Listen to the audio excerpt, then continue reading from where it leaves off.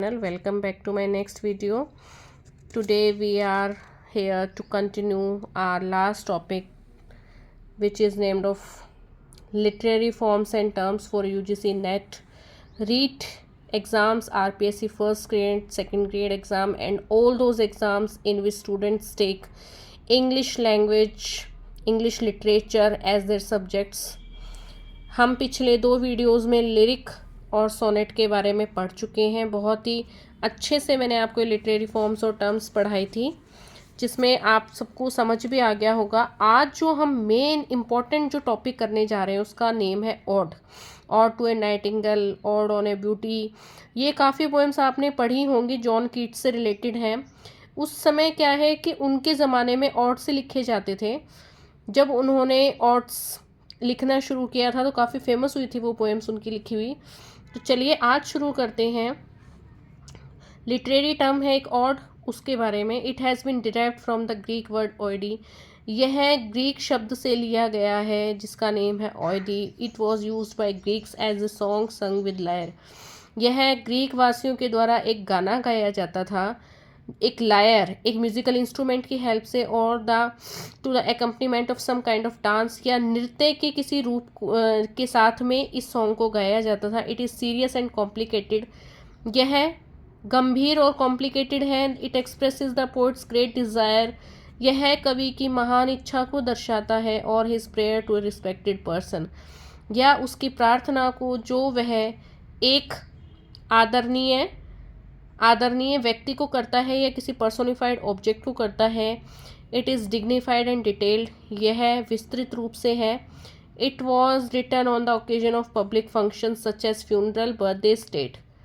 और जो उस समय लिखे जाते थे ये सार्वजनिक उत्सवों के टाइम पर लिखे जाते थे, जैसे कि फ्यूनरल, बर्थडे, स्टेट इवेंट्स और प्राइवेट ओकेजन्स।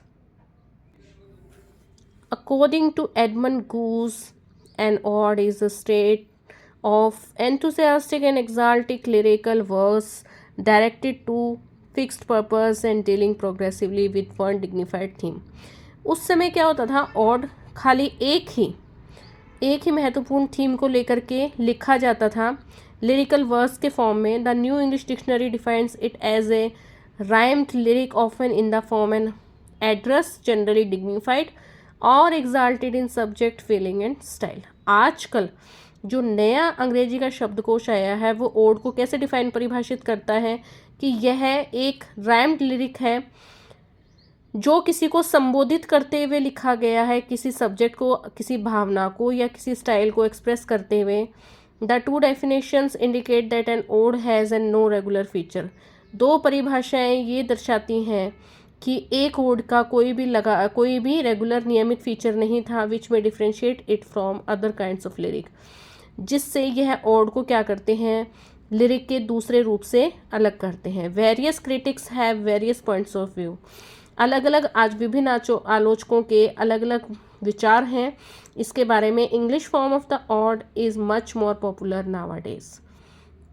ऑड का जो अंग्रेजी रूप है वो आज के दिनों में काफ़ी प्रसिद्ध है। It differs from the classic form. यह है क्लासिक फॉर्म, ऑड के क्लासिक फॉर्म से काफ़ी डिफरेंट है in the sense that English odd gives a greater freedom of structure, क्योंकि इस आज के न्यू फॉर्म ने, इंग्लिश के न्यू फॉर्म ने ऑड को एक ऐसा फ्रीडम दिया है स्ट्रक्चर को, जिससे क्या है कि अब ऑड काफ़ी उभर के सामने आया है। The number of stanzas is not limited. आज के टाइम के ऑड्स में स्टेंजाज की संख्या की कोई लिमिट नहीं है। It depends on the mood of the poet. यह कवि के मूड पर डिपेंड करता है। But each stanza has a series of emotions. परंतु हर स्टेंजा में एक क्रम है भावनाओं का, arising from the main theme, जो मेन थीम से निकल कर आते हैं। Ode to a nightingale John Keats की एक पोएम है। इसमें भी उन्होंने अपनी फीलिंग्स और अपने इमोशंस को शो किया है। देखिए, O for a draught of vintage that had been cooled a long age in the deep delved earth, tasting of Flora and the country green, dance and Provencal song and sunburnt mirth. Oh, for a beaker full of the warm south, full of the true, the plush, full hippocrane, with beaded bubbles winking at the brim and purple tainted mouth, that I might drink and leave the world unseen, and with the fade away in the forest. ठीक है, ये John Keats की poem उठाई गई है इसमें, जिसमें odd to A Nightingale उस पोएम का नेम है। ये ऑड है नाइटिंगल के बारे में लिखा हुआ है, जिसके थ्रू पोइट ने अपने इमोशंस इसमें एक्सप्रेस किए हैं। काइंड्स ऑफ ऑड्स के कितने टाइप्स होते हैं? It was invented by Greek tragedians, जो ट्रेजिडी लिखने वाले थे उस समय के लेखक, उनके द्वारा, ग्रीक वासियों के द्वारा लिखी गई, जैसे कि एशाइलस, सोफोक्लीज एंड यूरिपाइड्स, इनके द्वारा इसका इन्वेंशन हुआ था। It is of two kinds, ये दो टाइप के होते हैं, Pindaric and Horatian. Pindar gave it the most complicated form. Pindar ने क्या किया, इसका जो रूप किया वो बहुत ही कॉम्प्लिकेटेड कर दिया। ही डिवाइडेड इट इनटू 3 पार्ट्स। उन्होंने क्या किया, ऑड को 3 पार्ट्स में डिवाइड कर दिया, that is the strophe, the antistrophe and the epode. So it was called the Pindaric ode, इसलिए इसे पिंडारिक ऑड कहा जाने लगा। इट वॉज अडॉप्टेड बाय, ये जो फॉर्म था ऑड का पिंडारिक, वो Spencer, Milton, Abraham Cowley, John Dryden, Thomas Gray and Wordsworth ने भी इस फॉर्म को अडॉप्ट किया था। नेक्स्ट जो पॉइंट है वो है Horatian ode. Roman poet Horace wrote a number of odes. एक रोमन कवि थे जिनका नाम हॉरेस था, उन्होंने ऑड्स, काफ़ी नंबर में ऑड्स लिखे हैं। Most of them are monodic and their structure is simple. उनमें से कई तो क्या है, मोनोडिक है, और उनका जो ढांचा है, उनका जो स्ट्रक्चर है वो काफ़ी आसान है, सिंपल है। It was named the Horatian ode. देखिए, ऑड्स के 2 टाइप्स हैं, Pindaric and Horatian. Pindaric ode Pindar ने लिखा था, ये काफ़ी मोस्ट कॉम्प्लिकेटेड फॉर्म था। इसमें ऑड को 3 पार्ट्स में डिवाइड किया गया था, स्ट्रोफी, एंटीस्ट्रोफी and the एपोर्ट।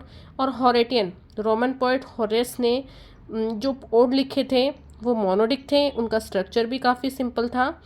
It was named the Horatian ode. ये हॉरेटियन ऑड उनके नेम पे ही लिखा गया है। क्यों? क्योंकि उनका नाम हॉरेस था और ऑड का नेम भी हॉरेटियन उनके नेम पे ही रखा गया। The famous ode writers are Andrew Marvell. Horatian ode के जो फेमस राइटर्स थे उनके कुछ नाम हैं, Andrew Marvell, Alexander Pope, William Collins, Coleridge, Shelley and Keats. Collins, Shelley and Keats wrote both kinds of ode. Shelley जो कवि थे, शेली और जॉन कीट्स ऐसे कवि थे जो दोनों टाइप के ही ऑड्स लिखते थे, पिंडारिक ऑड भी लिखते थे और हॉरेटियन ऑड भी लिखते थे। ठीक है, how it is no longer used. हालांकि अब क्या है, now it is no longer use, अब क्या है कि इसका ज़्यादा ही प्रयोग नहीं किया जाता है। तो आई होप कि आपको ये बहुत अच्छे से समझ में आया होगा। मैंने ऑड को बहुत अच्छे से एक्सप्लेन किया है आपको इस वीडियो में। एक बार दोबारा रिवाइज कर लेते हैं कि ऑड जो है ये ग्रीक वर्ड ऑयडे से निकला है। It was use by the Greeks as a song sung with lyre और to the accompaniment of some kind of dance. ठीक है, ये किसी लायर, किसी म्यूजिकल इंस्ट्रूमेंट की हेल्प से गाया जाता था डांस के साथ में।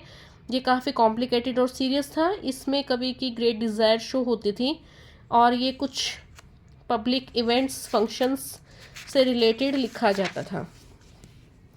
और इसमें एक हमें ये भी बताया गया है कि आज का जो ऑड है, ऑड का जो फॉर्म है वो काफ़ी चेंज हो गया है। अब नंबर ऑफ स्टैंजास लिमिटेड नहीं रहे हैं, ये पोइट के मूड पे डिपेंड करता है। There are 2 kinds of odes, that is Pindaric ode and Horatian ode. जो इन्वेंशंस हुए थे ग्रेक ट्रेजिडियंस के द्वारा, उनके नेम थे एशाइलस, सोफोक्लीज एंड यूरिपाइड्स। ये 2 टाइप्स के हैं, Pindaric written by Pindar, Horatian ode written by Horace. Pindar ने जो लिखा था ऑड का फॉर्म, पिंडारिक ऑड, वो काफ़ी कॉम्प्लिकेटेड फॉर्म था। That was divided into 3 parts, the strophe, the antistrophe and the epode. So it was called the Pindaric ode. और इसके जो पोइट्स थे, ठीक है, जो इसके फॉलोवर्स थे इस ऑड के, उनके नेम थे Spencer, Milton, Abraham Cowley, John Dryden, Thomas Gray and Wordsworth.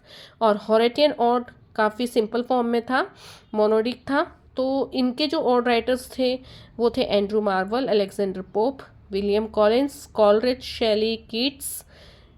Colin, Shelley and Keats ऐसे कवि थे जिन्होंने दोनों फॉर्म में ही ऑड्स लिखे थे, पिंडारिक एंड हॉरेटियन फॉर्म में।